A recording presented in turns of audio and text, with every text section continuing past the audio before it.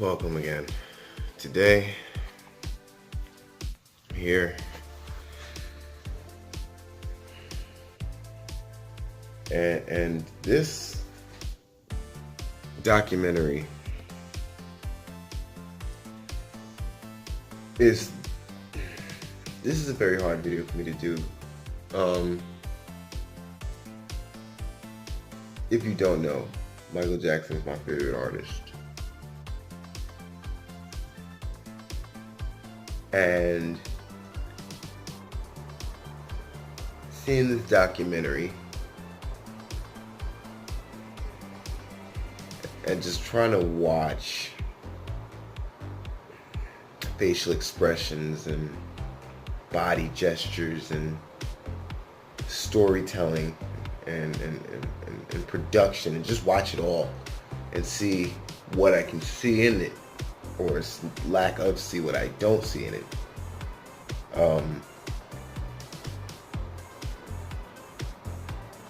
Growing up, just watching Michael Jackson create, and as a kid, he was different to me than other people. I just felt like he was more relatable, and I don't know if that's because of the nature of how he was. But he always stood out. I don't know if it was because of the difference. Always wondering what's going on with his skin, and this guy used to be black and he's white now, and no one seems to really be questioning it too much of how it happened. And I was really intrigued by that, and I went into studying and learned about vitiligo, and came up with the conclusion myself that I think that he did have vitiligo, but I think he lightened his skin himself to even out skin tone. And just going into figuring out how long it took for me to get to that point, to figure that out. To just wanted to know every song he's ever made, even the songs that haven't gone out. And I mean, infatuated with the man, and just my idol musically, voice, everything musically, just the pinnacle of artistry when it comes to making hit records. And then to see this documentary come out, and my feelings upon this is just like, okay. At first you don't want to believe it, Then you watch it. Very convincing. But what has to be done is we can't just look at this and just be like, okay, that's what they said, so it's true. Now, I'm not saying that it's not true, not saying that it is, but you got to just look at everything. You got to look at why, you got to look at timing, reasoning, why, who's to gain, and purpose, basically. What is this? Now, this is this is the main thing that I just thought about. If you say one thing in court, right? And then under oath, you say this, and then the next 10 years later, you say blah, blah, blah, X, Y, Z, and it's totally opposite of what you were saying before. Isn't that illegal to do? I'm pretty sure it's not. You can't lie under oath and then come back with a different story and say this is the truth. You lied under oath. I think that's a crime, if I'm not mistaken. Let me know. And on top of that, will he be acquitted for this crime? Is anything going to happen because of him saying the opposite of what he got somebody off that wasn't supposed to get off, and then you decide to come out after?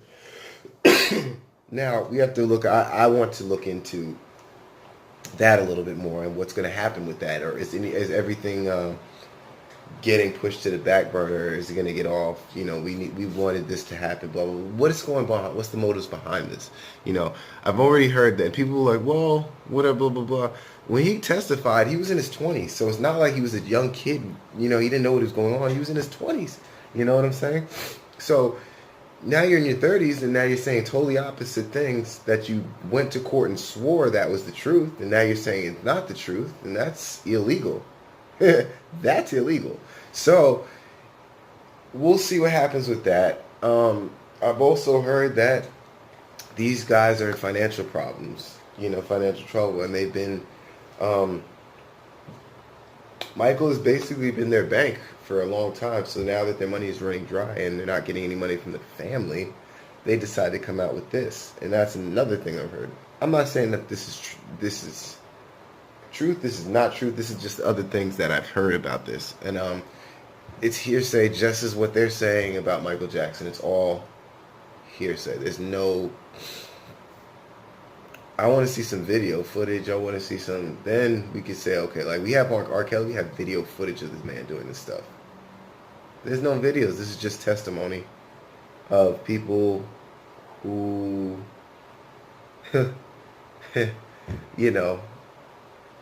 live in Hollywood. They have family and kids. By the way, all this loving things, and he loved the man, Michael Jackson. He's a heterosexual male. He has kids. Didn't seem to affect him too much until he needs some money now. So, I'm not saying that that's what he's doing, but I'm not saying that it didn't happen. I'm just saying I want people to, instead of just looking and watching this and be like, okay, let's just use it as a piece of the puzzle. Let's say that. Okay, you say that. We're going to look into what your credibility is. Not that we're only going to look into what your credibility is. We're going to see if you're telling the truth as well. And hold their fire to the same way that they're holding his fire, because let's really be honest about this. The man that they're talking about is not here to defend himself. He's not here to defend himself. So you can speak on his name all you want with no consequences, and nobody can tell you otherwise. And it benefits you. Just saying. It benefits them in the way that they're making money off of this. Also,